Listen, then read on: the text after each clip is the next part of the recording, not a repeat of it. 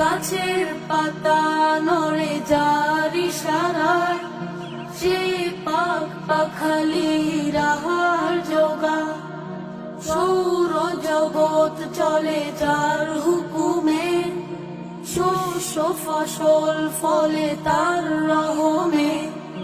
গাছের পাতা নড়ে যার ইশারায়, সে পাখ পাখালি রাহার জোগা। যিনি মোদের জীবনদাতা, তিনি মোদের খোদা তাআলা।